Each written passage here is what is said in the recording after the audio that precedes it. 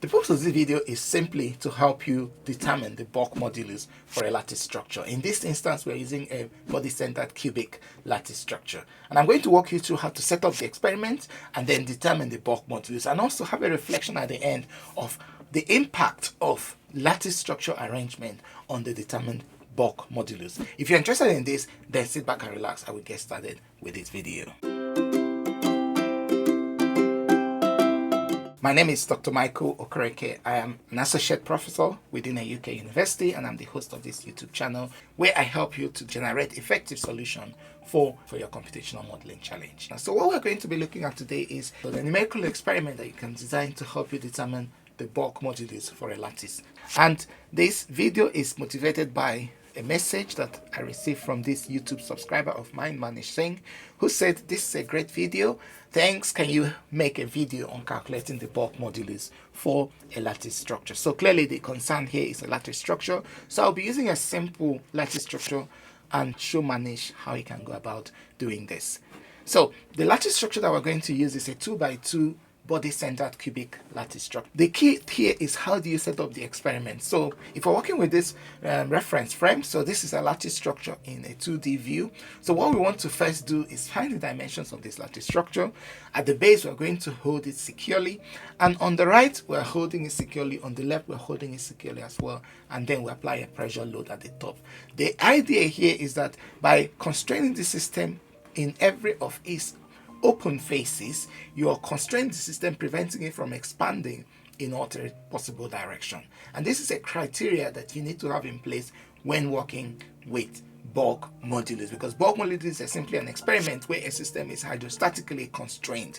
And so here we're going to apply a pressure at the top end, so that when this pressure deforms, it's going to deform on this system, and as a result generate this bulk modulus that we need.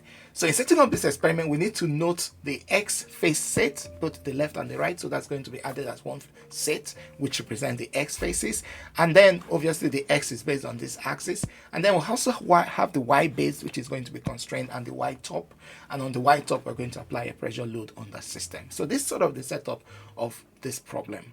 Now, just a little bit of the numbers that we need here. So the length, width, and height of this lattice structure is 8 by 8 by 8 millimeters. And I'm going to apply a pressure load of 300 kilopascal. The material I'm going to use here is a typical material you use for lattice structure, which is an ABS material with a Young's modulus of 0.862 gigapascal and a Poisson ratio of 0.35. So we're going to go into Abacus and we'll show you how to set up this model. So here we are in Abacus, and this is already a lattice structure that we're going to be using. It's a body-centered cubic lattice structure, the 2x2 that I spoke of earlier on. If you want to see how this lattice structure is designed and you want to use it, please look at this video where I showed extensively how this can also be designed. If you also just want to get a copy of this and begin to start with, please look at the description section of this video where again I make this model available for you to use. So we're going to start right away from this model. So this model already exists. So the first thing we're going to do here is to create the material. So our material here will be an ABS material. So I'm just going to make only focus on the elastic behavior. We know that this is 0.862 e to the power 9 and 0.35 is the Poisson ratio.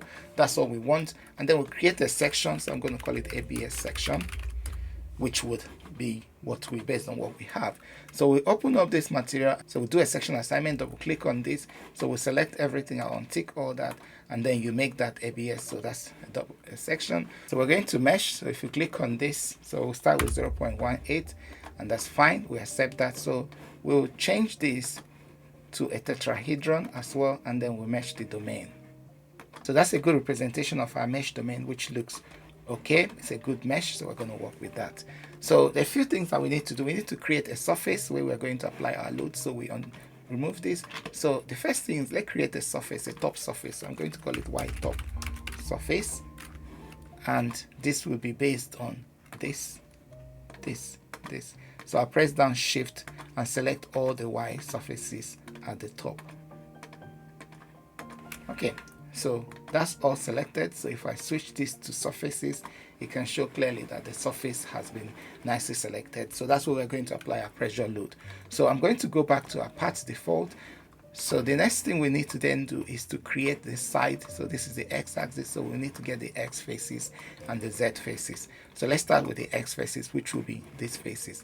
So I'm creating x sets, So double click on set, X faces set. So I'll continue, press down shift, select this. So we want those 4 for representing the X face.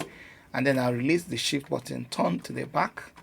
So once I see the back face in place, as I'm going to select cancel procedure, press down shift again and select those faces because we want them to be together at once. So we click OK.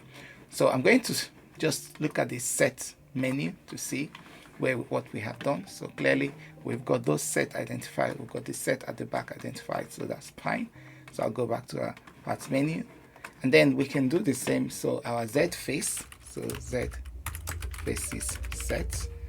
So again, we want that to be, press down shift, select all 6 of them, release the shift button, take the rotation button, rotate to the back so you can see this other face, cancel this procedure, press down the shift and select again all those 6 of them. So you've got that, and then we can go to the set menu and go to the isometric view. So you can see, okay, it looks okay. So we've got our faces identified at blue, we've got this one identified at cream, and then the only thing we need to do is to look at the bottom end. So we go back to part.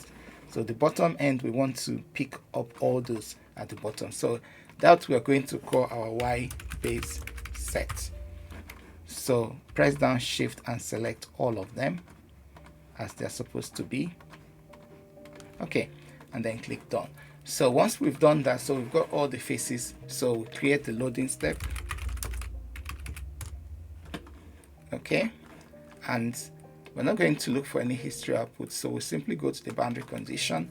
So the first thing is X faces set roller. So it's an initial boundary condition using displacement. So we'll click to find the X faces, so which is that. So if I highlight, it picks out those. So I want to constrain it only in the one direction, so they are both constrained in one direction. And then the next thing, Z faces set as a roller. So this will be based on the Z axis, constrain that, and then we'll define only in the Z direction. So we'll constrain it there. And then we're looking at the Y base. So Y base set as a roller. So the Y base is identified here, and then we'll constrain it only in the 2 axes. So this way we have the system all constrained in all possible directions, leaving only the top, and we want to apply a pressure load at the top. So we'll clear the load. So I'm going to call this Y top pressure. So it will now be a loading step as a pressure load, and then it's now identified the surface that we created initially, and then here we want to make it 300 e to power 3. So we've got everything all set up the way it should be, and all we need to then do go ahead is just to send the job so that they can go ahead and run.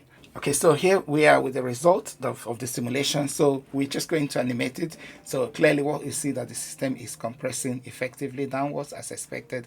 There are some deformation around the connection as expected. So let's look at the result. And the first thing to do is to look at the equation that you need in calculating this bulk modulus. So the equation says K is equal to negative of the original volume times the ratio of the change in pressure divided by the change in velocity in volume of this material. So this is sort of what we have. So if we move on, so what we find here is that K is equal to expressible in this form. So the general equation, we write it in this form, where that dV becomes the difference between original volume minus compressed volume. So those volumes are length times width times height. So if you factor out the length times width, so what you have here is h0 minus ht divided by h0. So this will cancel out, leaving that the change in height divided by the original height, which is basically what you call the axial strain in that direction, the strain in that direction.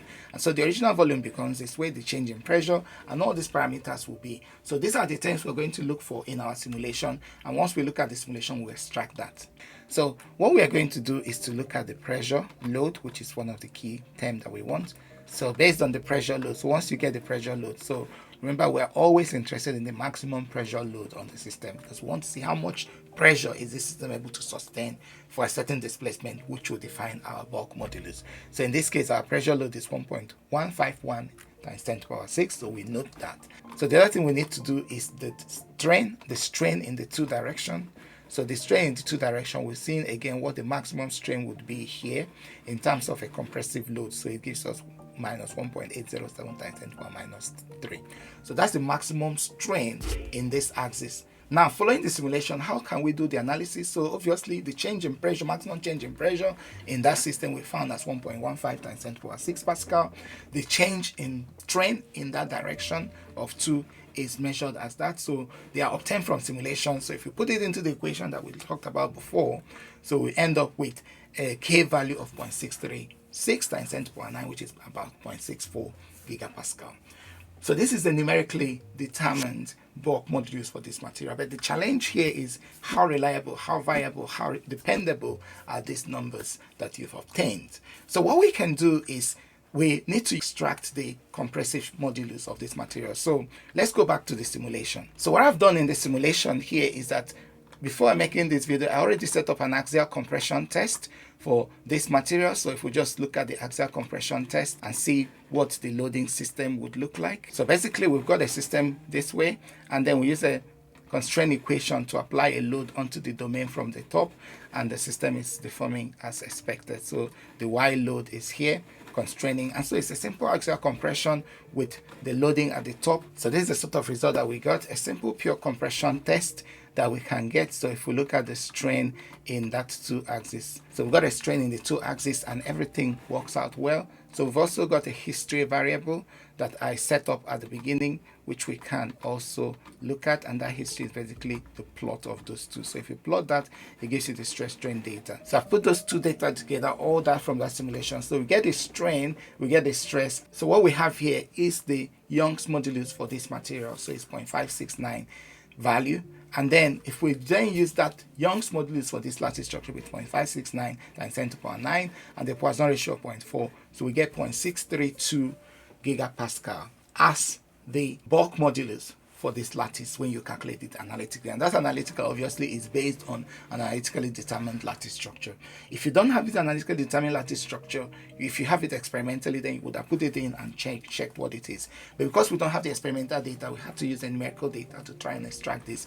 And that's what we find. So when you compare this with this, so the two are about equal. So this 0.64, 0.636, the other one is 0.63. A last commentary to make is, what about the full bulk material without the lattices? So the bulk material without the lattices, which is E bulk for Young's modulus, is 0.632 to 0.862. So if you apply it, you'll find that the bulk modulus for the full structure, the homogeneous structure without converting into a lattice, will be 0.96. However, when you convert it to a lattice, this 0.96 reduces to 0.64. So the consequence of having a lattice arrangement is obviously to reduce the size of the bulk modulus. But then, obviously, there's also reduction in weight. So this is why you have to sort of use this numerical method to investigate bulk modulus will be for the material, using numerical approach as we have done here, rather than just calculating it based on the E value that you will get from a bulk. And I thought this would be important for people to be aware of. If you have not subscribed to this channel and you're interested in learning about more around computational modeling, especially how I use Abacus to try and explore different aspects of RVE modeling, stent modeling, or material behavior of different type, or periodic boundary condition, this is the channel for you. Please do subscribe to this channel and do let me know of how I can help you, just like I've done here with Manish, in trying to solve your problems. If you want to see how this argument around bulk modulus for a homogeneous material that doesn't have lattices in them, then this is the video that I'd like you to look at. Thanks for your interest in this channel, and I'll see you in the next. Bye bye.